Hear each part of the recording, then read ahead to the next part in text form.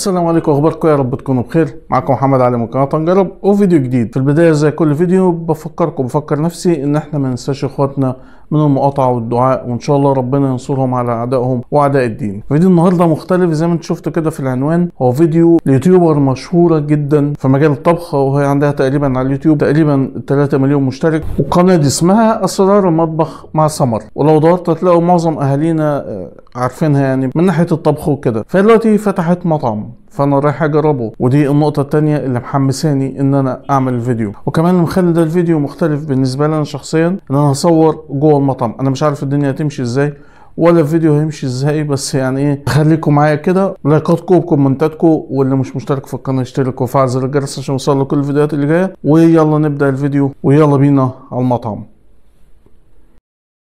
اول ما وصلنا عند المطعم كده في زي مرجحة تقريبا دي معمولة كده كديكور عشان اللي عايز يتصور وكده قدام مطعم. ورا المرجحة على طول في صالة او الدور، بس كان في ناس قاعدين فمعرفتش اصور لكم الصالة دي بالظبط. وعموما كان في ناس فانا معرفتش اصور الصالات، بس هو في صالتين زي دول كده مودرن، كراسي وترابيزات، وفي بعد كده جزء ريفي كده حتى هم عاملينه فاصلينه بالديكور زي ما انتم شايفين. وعلى اليمين في الخيم. فانا قلت ايه، ناخد الخيمة كده بالقعدة العربي اللي انتوا شايفينها، والاجواء بقى طبلية وشوية كوباية فخار على دور فخار وستارة كده وفيو، بس لسه الفيو ما اكتملش كويس يعني. فيعني كانت الاجواء مختلفة ونعيش يعني اجواء مختلفة شوية، اجواء ريفية زي ما هي قايلة، لان المطعم بتاعهم ده ريفي مش مطعم شرقي. فاول ما قعدنا كده راح جابون لنا المشروب ده، وده ويلكم درينك، وده كان برتقان بالنعناع، وبصراحة عجبني جدا. وبعد كده بعد ما طلبنا الاوردر بتاعنا واحنا قاعدين مستنيين الاكل ينزل، جابوا لنا الطبق الويلكم ده برضو شوية مقبلات كده. فبدأنا بالممبار زي ما انتم شايفين كده، ومتقطع كان صغير. هو حلو بس يعني التتبيلة كان بتاعة الرز بتاعه على الهادي شوية. وكمان كان في ورق عنب ملفوف كله احجام صغيرة كده زي ما انتم شايفين. برضو التتبيلة ما كانتش قوية اوي يعني، ما كانتش حرشة اوي يعني، كانت حلوة بس ما كانتش قوية. اما سمبوسة اللحمة ده سمبوسة لحمة، فده اللي ما كانش متوقع خالص، عجبني جدا. ويعني ما فعلا ما كنتش متوقع القوة دي. بعد كده ده سمبوسة جبنة، بس طلع جبنة بزيتون مش جبنة بس، برضو كان خطير. يعني فعلا السمبوسة عندهم تحفة سواء جبنة أو لحمة. نخش بقى على فقرة الأطباق الرئيسية. احنا جبنا كام طبق كده عشان نشوف الدنيا هناك ماشية ازاي. مش عارف، طاجن رز معمر، طاجن بامية باللحمة الضاني، فتة، كده يعني. فتعال نبدأ أول حاجة طبعا بالملوخية. والطاجن الملوخية زي ما انتم شايفين كده يعني بيلمع كده من فوق شوية سمنة على الوش. ويعني تعال نشوف القوام بس مع بعض الأول. القوام زي ما انتم شايفين كده كان وسط، لا كان تقيل قوي ولا كانت خفيفة. فتعال ندوق. مبدئيا كده طاجن الملوخية ده سعره 65 جنيه، السعر شامل الضريبة من غير الخدمة. بصراحة أنا عجبني طعم الملوخية، يعني طعمها بيتي، وطشة التوم كانت ظاهرة أوي يعني. هنخش تاني حاجة معانا وهي طبق المحاشي المشكل. طبق المحاشي المشكل ده سعره 89 جنيه، وزي ما انتم شايفين كده في شوية كرنب، على صباعين 3 بتنجان أبيض، على قرنين فلفل، على كوساية كده يعني. وكلهم أحجامهم صغيرة يعني، ده الواضح أوي يعني. بس كان زي ما يكونوا كده مبططين أو معجنين أو يعني معمولين من بدري، مش عارف بصراحة. هو ده البتنجان أول حاجة، هو عجبني، بس يعني برضو التتبيلة فيها حاجة يعني كذوق شخصي ما عجبتنيش أوي، على الهادي كده، ما كانتش حرشة أوي.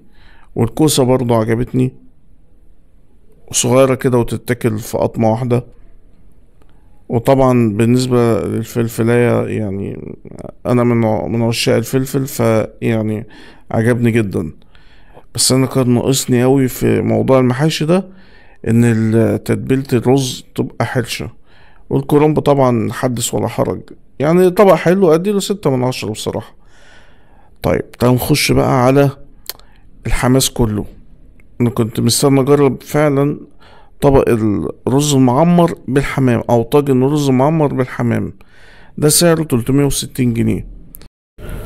وقلت اجرب الاول الرز نفسه من غير الحمام، بس كان سخن جدا بصراحة، فما عرفتش اجرب. فقلت اما اشوف بقى الحمام. في بعض المطاعم بيبقوا عاملين ايه بقى، بيبقوا مقطعين الحمام نفسه يعني قطع صغيرة او نسائل صغيرة جوه الطاجن. لكن هنا لا، هنا مش متقطع، هنا متقطع قطع كبيرة كده زي ما انتم شايفين. فانا خدت المعلقة البرفكت بقى، قلت نجرب بالمرة. خدت شوية رز عليهم القشطة اللي مبهدلة الدنيا على الوش دي، مع قطعة حمام. بصراحة لا، طاجن محترم. تعال نخش بقى على ايه الطاجن ده، او اسمه طاجن فتة لحم او طبق فتة لحم. ده سعره 375.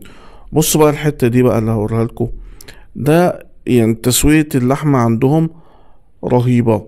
يعني ده متحمرة كده في السمنة، كان طعم حاجة على قديمه كده، يعني حاجة فعلا فعلا بتاع الأرياف بس هم اللي، أو كان بتتعمل زمان. معرفش لسه في ناس بتعملها دلوقتي ولا لأ، بس طعمها رهيب. وطعم الفتة حلو قوي.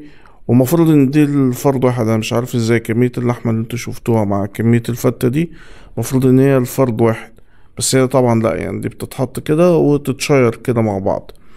فبصراحة اجمالا ولا غلطة. اخر حاجة بقى والعشق كله، تعال نجرب بقى طاجن البامية باللحمة الضاني. مش اللحمة العجالي، لا دي لحمة ضاني. سعر الطاجن ده 295 جنيه. تعالوا كده نشوف في الأول في كام قطعة لحمة. ادي أول قطعة لحمة، ودي تاني قطعة بس طلعت صغيرة يعني. وأنا شايف بس إن كمية البامية قليلة شوية يعني بالنسبة للطاجن ده كله والسعر ده. شايف إن هي الكمية صغيرة. وادي قطعة لحمة كمان. هي الأحجام كلها وسط، يعني قطع اللحمة كلها وسط. وادي تلات قطع، يعني تقريبا في 3 قطع لحمة وشوية بامية صغيرين. لا يعني البامية محتاجة تزيد شويتين يعني على السعر ده تحديدا كمان. طيب تعال ندوق كده البامية مع اللحمة تبقى الطعم عامل ازاي.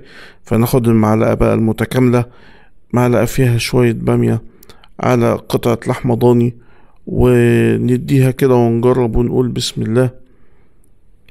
بصراحة الطعم تحفة قوي يعني. بس طعم اللحمة الضاني ظاهر قوي، فاللي بيحب اللحمة الضاني هيتبسط، واللي مش بيحب اللحمة الضاني لا.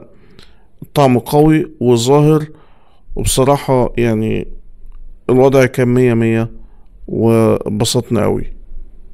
طيب انا بصور لكم دلوقتي تقريبا بعد 3 ايام من زيارة المطعم، لان اكيد طبعا ما كناش الاكل كله في نفس الوقت. انا بس جبت الكام صنف دول عشان نشوف تنوع الاصناف والصنعة عاملة ازاي وكده يعني. فتقريبا الاطباق دي كناها على 3 ايام. عايز اقول لكم بقى رأيي في مجمل الاطباق. يعني لو بدأنا بالمقبلات، فبصراحة المحاشي عندها يعني هي حلوة وكل حاجة، وأحجام محاشي صغيرة سواء الورق العنب أو الكرنب أو حتى الكوسة والبتنجان وكل الحاجات دي.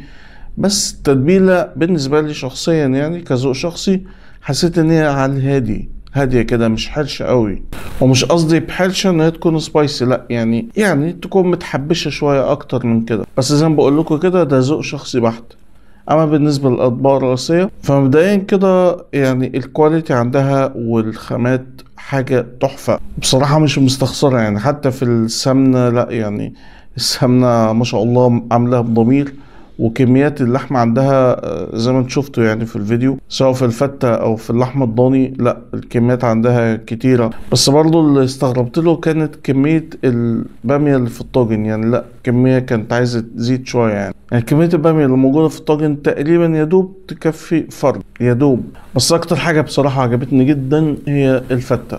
ده على غير المتوقع يعني، خصوصا الطريقة اللي كان معمول بيها اللحمة. يا التحميرة دي اللي معمولة يعني حاجة كده على قديمه، فكانت مخلية اللحمة مستوية كده قوي ودايبة يعني. ففي النهاية طبعا ربنا يوفقها، واللي يروح هناك هيتبسط جدا. بصراحة الناس هناك مرحبين جدا، وستاف فريندلي كده يعني.